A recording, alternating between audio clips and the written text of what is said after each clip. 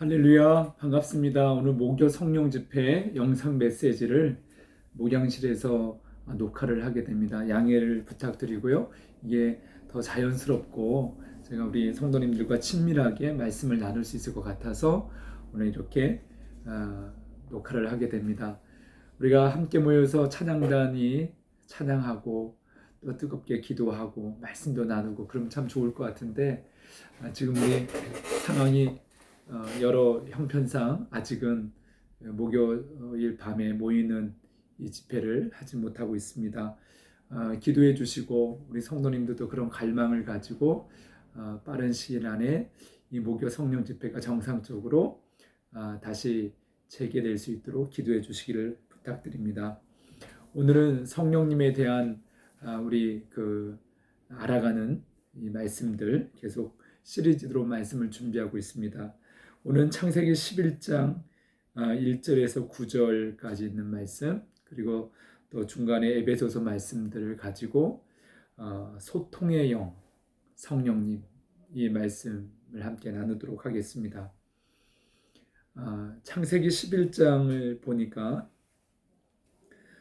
처음 인류는 하나의 언어와 문자를 가지고 있었습니다. 창세기 11장 1절에서 9절까지 말씀을 우리가 한번 읽어보도록 하겠습니다. 제가 봉독합니다. 온 땅의 언어가 하나요 말이 하나였더라.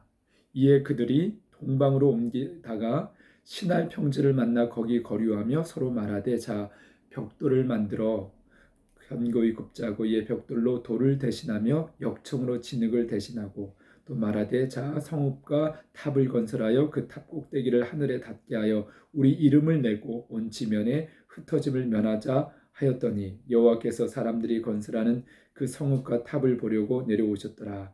여호와께서 이르시되 이 무리가 한 족속이요 언어도 하나이므로 이같이 시작하였으니 이후로는 그 하고자 하는 일을 막을 수 없으리로다. 자 우리가 내려가서 거기서 그들의 언어를 혼잡하게 하여 그들이 서로 알아듣지 못하게 하자 하시고 여호와께서 거기서 그들을 온 지면에 흩으셨으므로 그들이 그 도시를 건설하기를 그쳤더라. 그러므로 그 이름을 바벨이라 하니 이는 여호와께서 거기서 온 땅의 언어를 혼잡하게 하셨음이니라. 여호와께서 거기서 그들을 온 지면에 흩으셨더라. 아멘. 처음 인류는 하나의 언어와 문자를 가지고 있었습니다. 하나님과 사람 그리고 언어와 문자 이것은 우리가 소통하는 도구이죠. 하나님과 사람이 언어로 소통합니다. 또 사람과 사람도 언어와 문자로 소통하는 것을 보게 됩니다. 그러나 사탄은 하나님과 사람 사이의 이 소통을 방해했습니다. 결국은 소통하지 못하도록 만들었습니다. 진실이 아닌 거짓으로 하나님과 사람 사이를 갈라놓았습니다. 그것이 창세기 3장의 뱀을 통한 유혹이었습니다. 사탄은 거짓의 영이고 분열의 영입니다. 속이는 영이죠. 하나님은 진실하시고 정직하신 분이십니다. 그래서 하나님의 영인 성령님은 거짓을 싫어하십니다. 사도행전의 아나니아와 삽비라가 죽임을 당한 이유도 거짓의 영에 사로잡혔기 때문입니다. 성령님이 이렇게 역사하고 있다는 것을 본보기로 보여주신 것이죠. 우리는 완벽할 수가 없습니다.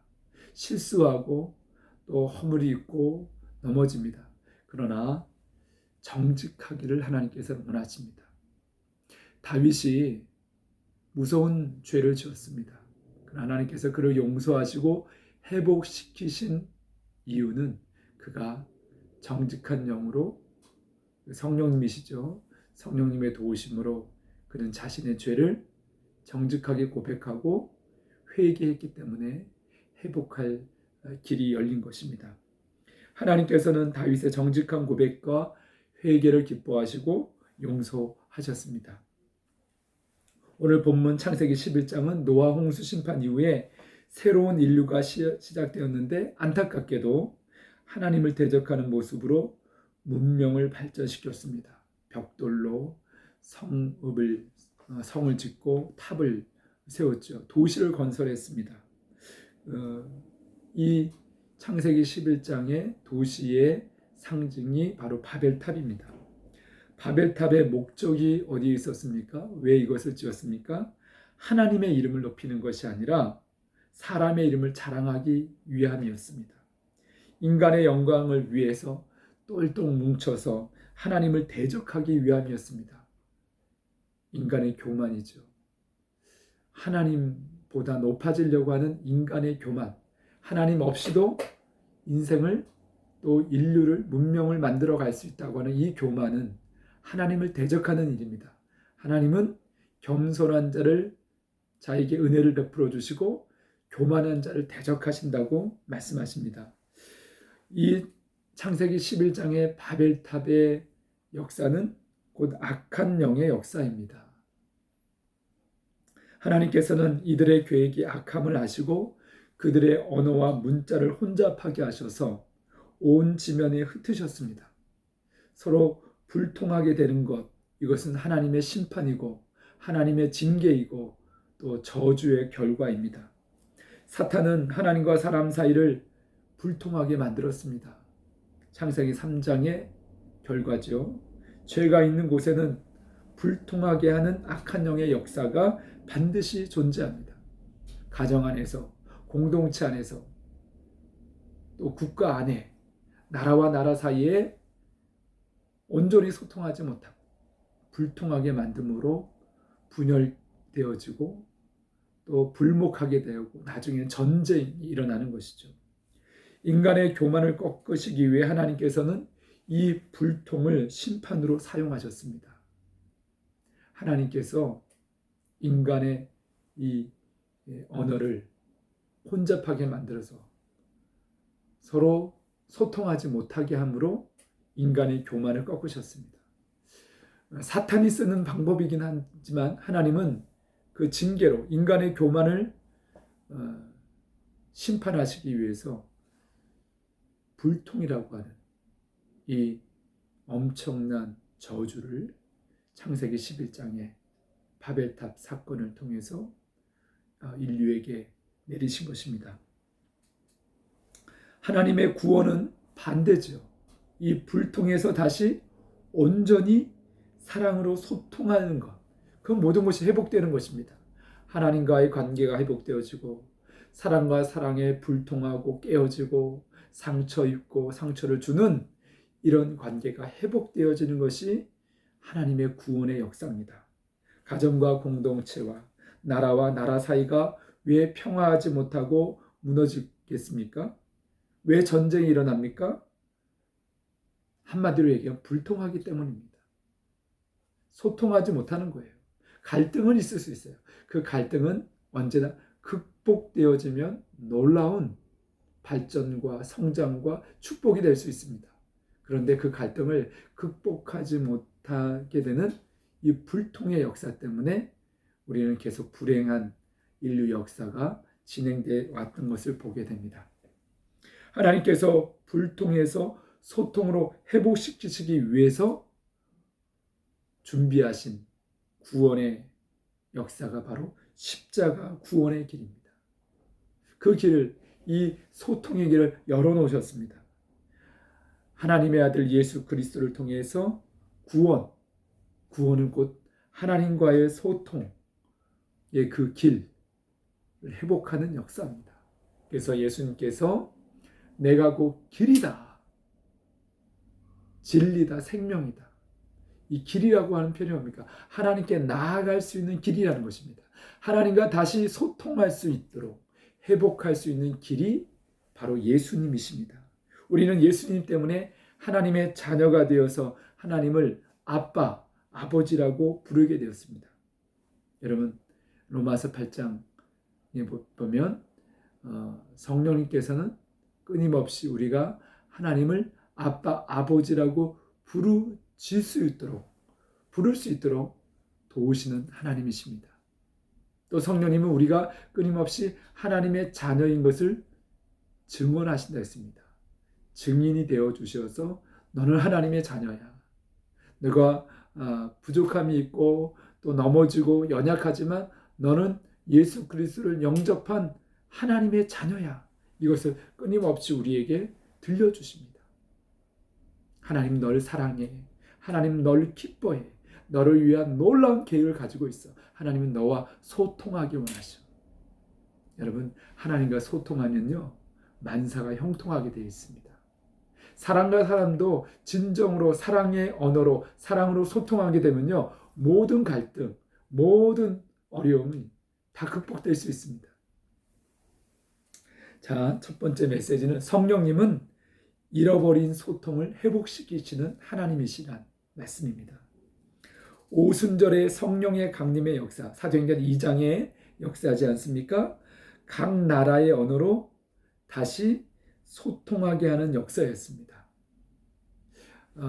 이제 언어를 혼잡하게 해서 나라와 나라 사이, 민족과 민족 사이에 참 소통하려면 많은 노력을 해야 됩니다. 그 외국어를 잘하는 사람은 또 좋은 출세할 수 있는 기회가 되는 거죠. 지금도 우리가 자기의 모국어가 있고 또 외국어를 공부해야 되는 어려움이 있습니다. 그런데 성령께서 강림하셨을 때 각 나라의 언어로, 방언으로 소통할 수 있는 그 길이 열린 거예요. 역사가 나타났습니다. 우리가 기도할 때에 일반적인 우리 소통하는 언어가 아닌 방언이라 했죠. 알아들을 수 없는 말, 그런 언어가 사도행전 2장의 방언은 아닙니다. 사도행전 2장에 성령의 충만함을 받았을 때 외국어를 공부하지 않았던 제자들, 성도들이 각 나라의 언어로 말하기 시작했다는 것입니다. 그래서 알아들었어요. 소통을 했어요. 이 언어라고 하는 장벽이 무너졌습니다. 놀라운 것입니다.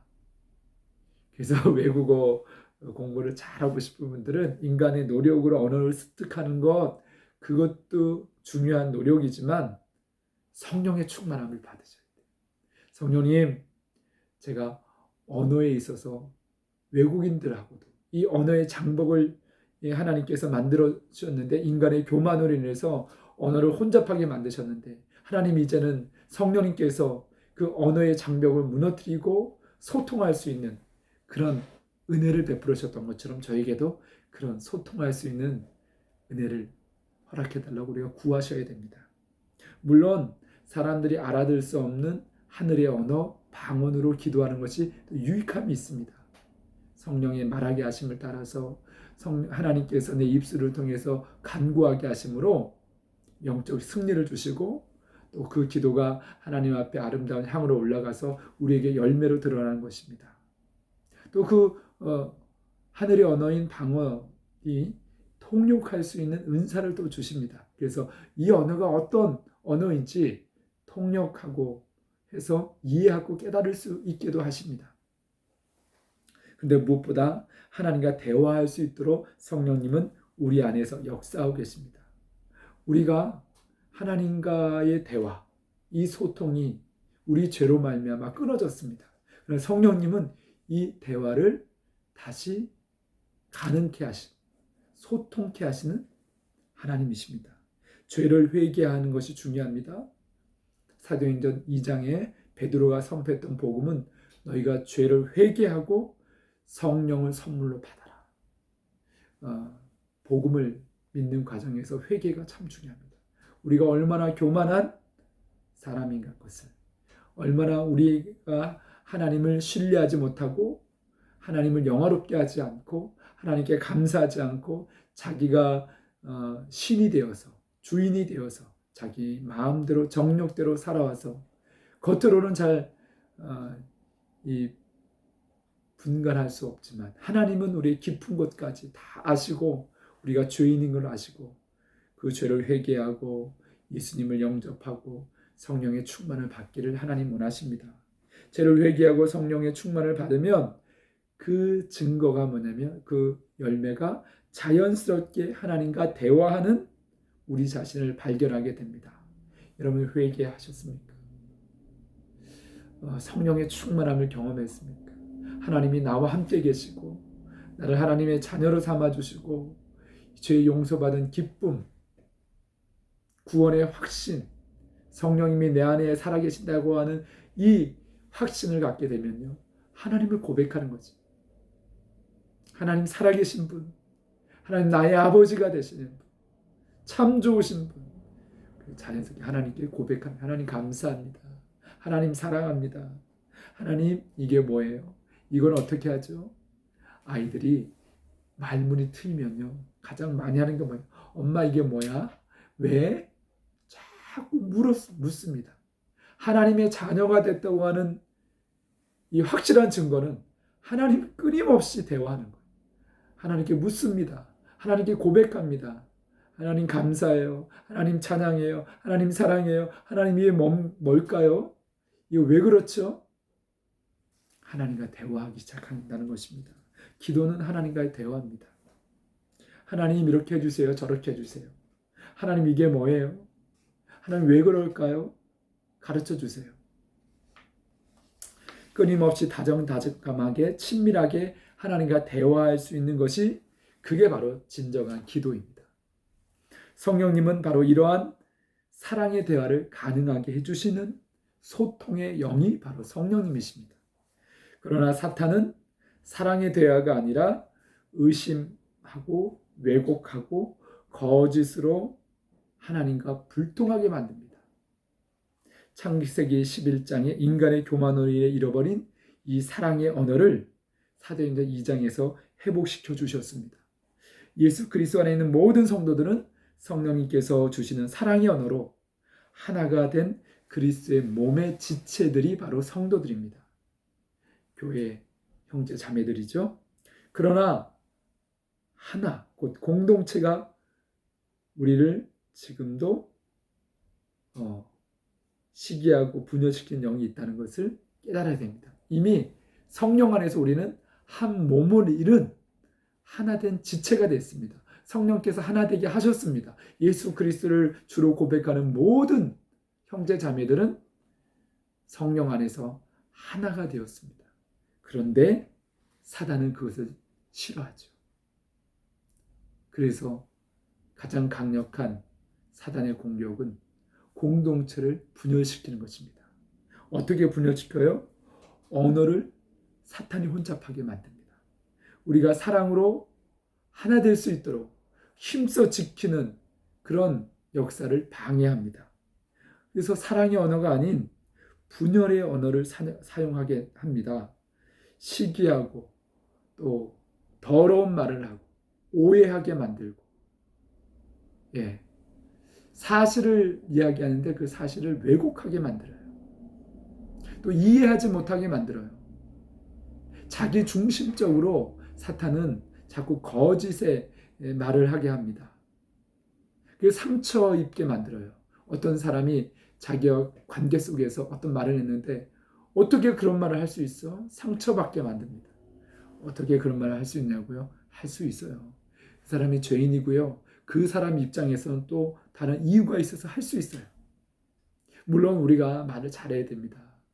상처받지 않도록 상대방 중심이 돼야 돼요. 우리는 그리스도 안에서 자기 중심이 아니라 그리스도 중심이고, 그리스도 중심이라는 것은 이웃 중심이라는 겁니다. 그래서 하나님을 사랑하고 이웃을 내 몸과 같이 사랑하는 것은 나 자신을 사랑하는 이기적인 인간의 본능적인 욕망의 사랑이 아니라, 욕심이 아니라 나 중심에서 하나님 중심으로, 나 중심에서 이웃을 배려하고 그 이웃의 입장에서 생각하는 거죠. 그래서 말을 할 때도 내 말이라 해서 내 마음대로 다 하는 것이 아닙니다. 이 말로 인해서 정말 선한 영향력을 미칠 것인가, 아니 내 말로 인해서 누군가가 상처를 받은 것은 아닌가, 곰곰이 생각하면서 말을 해야 됩니다. 그래서 말하기는 더디하고 듣기는 속히 하라고 사도 야고보가 말씀했습니다. 그래서 말에 완전한 사람은 그의 믿음이 완전한 사람입니다. 목사님 저도요, 실수를 잘 말해야 합니다. 지혜의 말을 잘 못합니다. 성도와 성도 사이에 중간자 역할을 할 때가 많이 있는데, 이 참 어리석어가지고 이 말은 옮기면 절대 안 된다, 이게 틀린 말은 아니에요. 그를 나중에 그냥 후회하면서 깨닫게 됩니다. 그래서 말하기를 더디해야 됩니다. 이제 우리 공동체 안에, 특별히 가정 안에 사탄이 얼마나 이 언어를 가지고, 말을 가지고 우리를 공격하는지 알 수 없습니다. 거짓과 왜곡과 오해와 이기심으로 우리의 하나됨을 깨트리는 어둠의 권세가 반드시 있습니다. 가정 안에. 여러분, 자녀들이 싸우는 거 보세요. 별거 아닌 거 가지고 싸워요. 부부 사이에 막 말다툼을 하잖아요. 별거 아닌 거 가지고 싸우는 거예요. 성도와 성도들 사이에 말다툼, 분열, 싸움도 별거 아닌 거 갖고 싸우는 거예요. 여러분, 나라와 나라 사이도 사실은 따지고 보면 인간의 그 욕심, 그리고 그 소통하지 못하는, 불통케 만드는, 서로 신뢰하지 못하게 만드는 사단의 역사가 있다는 것을 우리가 깨달아야 됩니다.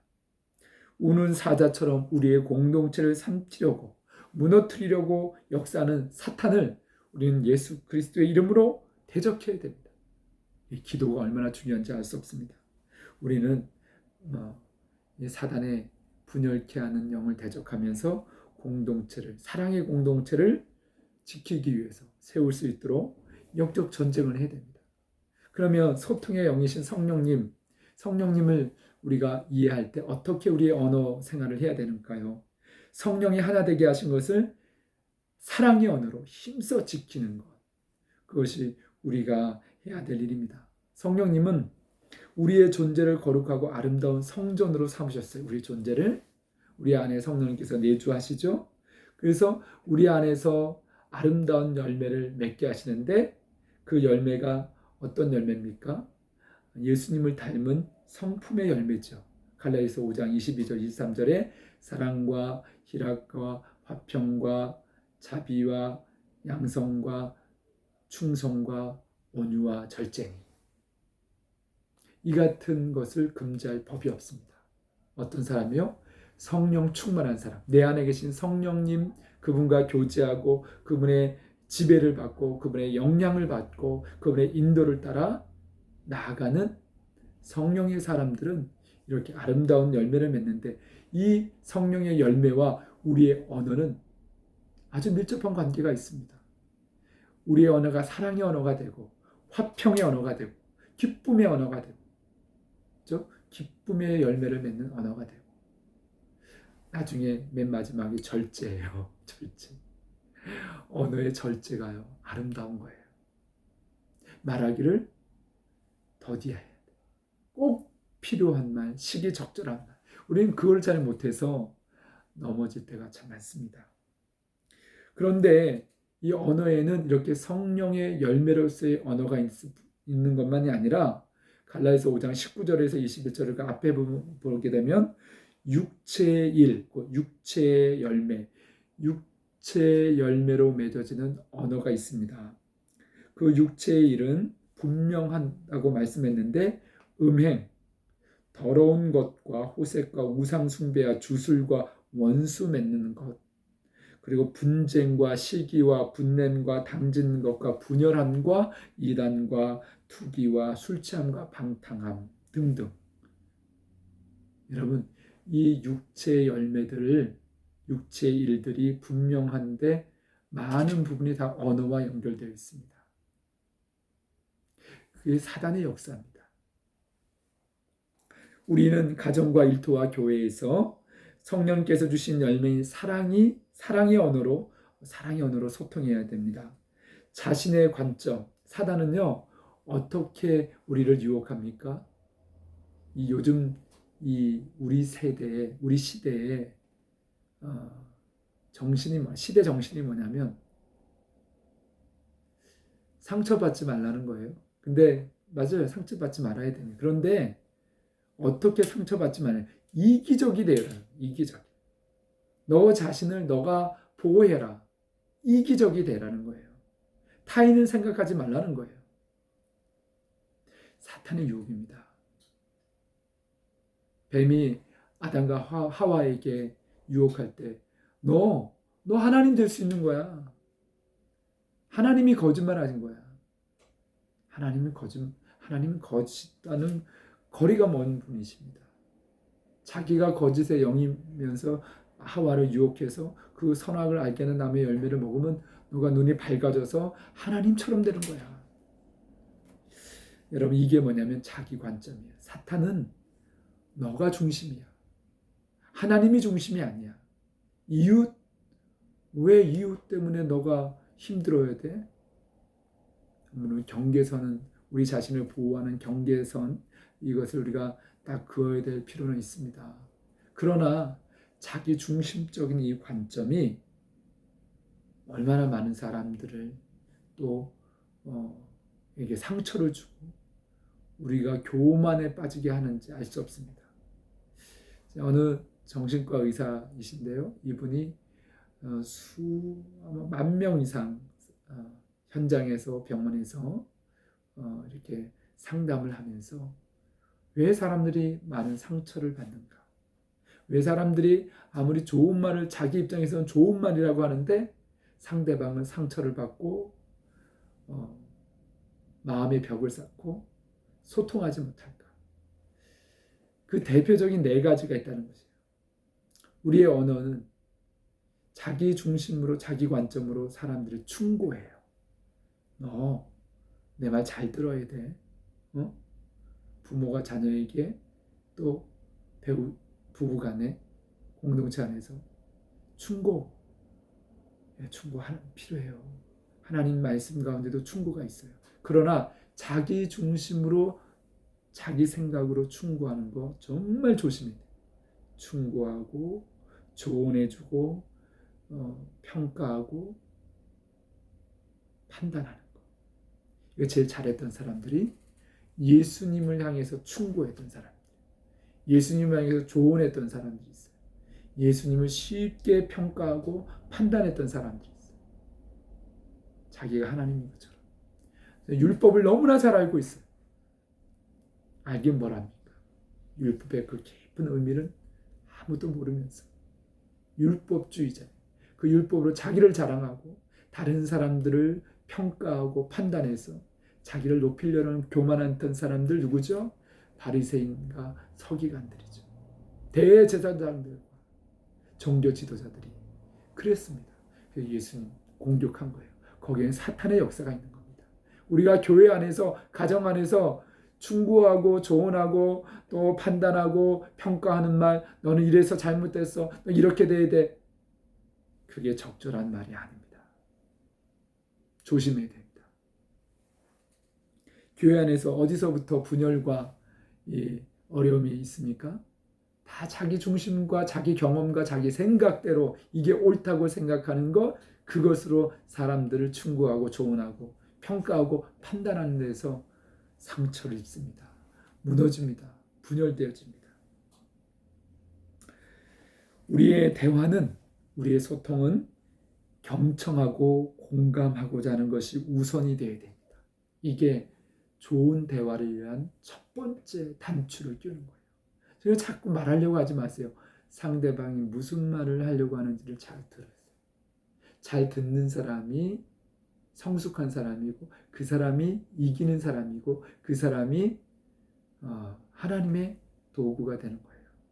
경청하세요. 참 저도 이게 쉽지 않은데 요즘 말하려고 하기보다 듣자. 들으면요, 그 사람이 다 드러납니다. 그리고 공감하려고 하세요. 아, 그렇구나. 자꾸 말을 자르려고 하지 말고, 그랬어. 그렇게 힘들었구나. 아팠구나. 그 사람의 그 감정, 그 사람의 그 마음을 그냥 읽어주세요. 그리고 한마디 한마디 그냥 공감만 해주세요.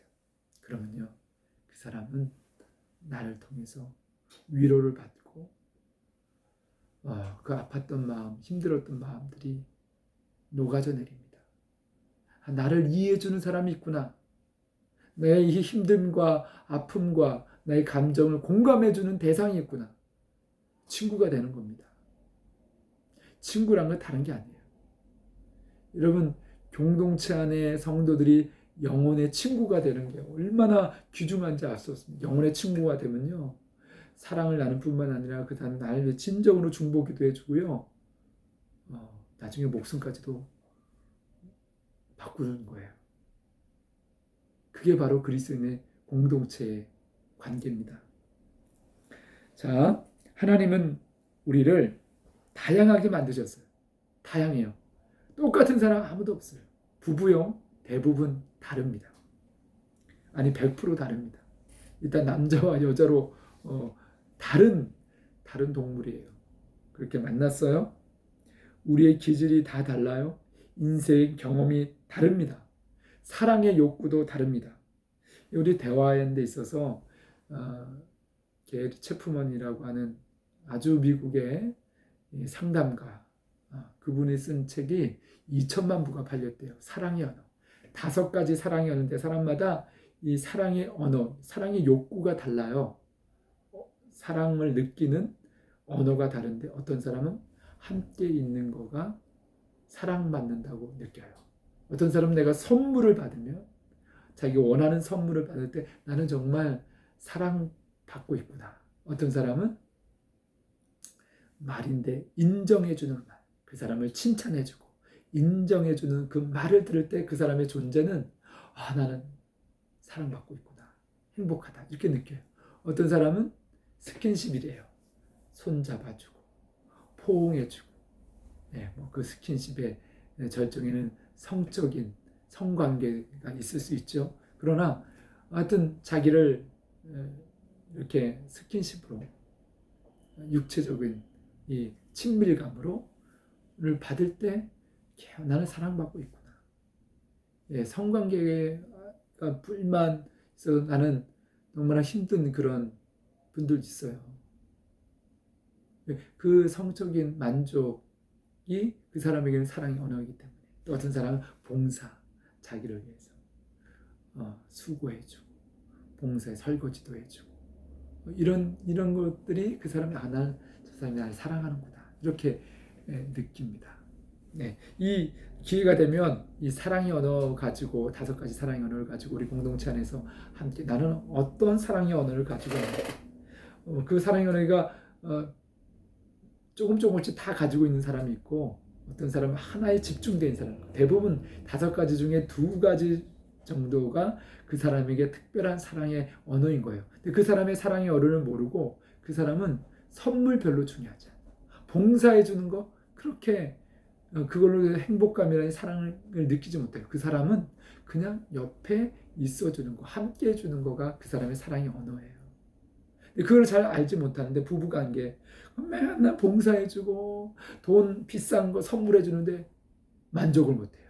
왜냐하면 그 사람의 사랑의 언어를 알지 못하기 때문에 그렇습니다. 좀 이 주제만 가지고도 시간이 참 많이 가는데요. 자, 여기서 절제를 하겠습니다. 상대방을 잘 이해하고 사랑으로 소통할 수 있도록 성령님 우리를 도와주십니다. 성령 충만한 사람은 예수님의 성품으로 시기적절한 언어를 사용할 수 있도록 성령님께서 도와주십니다. 에베소서 4장 29절 30절 말씀해 보니까 성령님은 우리가 육신대로 언어를 사용하면 사탄에 속아서 그렇게 육신의 언어를 사용하면 성령님은 근심하시는 하나님이시라는 거예요. 왜? 거룩한 언어, 사랑의 언어가 아니니까. 더러운 말은 입 밖에도 내지 말고 이런 더러운 말 할 때 성령님이 근심하셔요. 그 말로 인해서 악한 영향력이 흘러가고요. 상처받는 영혼들이 있기 때문에 그렇습니다.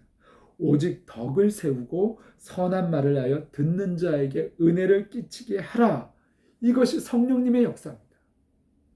덕을 세우는 말, 선한 말, 은혜를 끼치는 말, 시기적절한 소금과 같은 말, 이 맛있는 뼈국물 막 고안했어요. 너무 싱겁잖아요. 소금 적당하게 넣어야 됩니다. 너무 적게 넣어도 안 되고 많이 넣으면 또 짜잖아요. 시기적절한 말을 넣어야 됩니다. 많은 말을 하기보다는 잘 듣는 사람이 성령 충만한 사람입니다. 우리의 언어에 성령님의 통제를 받고 성령님의 인도를 받아야 합니다. 성령의 말하게 하심에 주의를 기울여야 합니다. 또한 우리는 기도할 때 하늘의 언어인 방언의 은사, 사모해야 될 은사입니다. 그래서 근데 안 주실 수도 있어요. 그러나 방언의 은사가 가지고 있는 유익함은 뭐냐? 자랑하려는 것이 아닙니다. 공동체를 세우기 위한 것이에요. 그 방언의 기도로, 언어로 성도를 위해서 중보하고 하나님 나라를 위해서 기도하고 그래서 어둠의 영을 대적하는 데 사용해야지 방언의 자랑이 돼서는 안 됩니다. 자, 이제 우리 잃어버린 사랑의 언어, 소통한 언어 회복할 수 있도록 성령님의 도우심을 구하고 승리하시기를 주님으로 축복합니다. 기도하겠습니다. 참 좋으신 아버지 하나님 감사합니다. 오늘 우리 안에 계신 성령님은 잃어버린 사랑의 언어를 회복시켜 주시는 하나님이신 줄 믿습니다. 하나님과 우리 사이에 사람과 사람 사이에 불통으로 인해서 깨어진 그 관계를 소통할 수 있는 관계로 회복시켜 주셔서 우리의 만사가 하나님의 은혜 가운데 형통케 하여 주시옵소서. 우리가 끊임없이 소통케 하시는 성령님을 의지하며 우리의 언어 생활이 덕을 세우고 선한 말을 하여서 하나님의 은혜의 통로가 되게 하여 주시옵소서. 예수 그리스도의 이름으로 감사하며 기도리옵나이다. 아멘. 할렐루야. 승리합시다.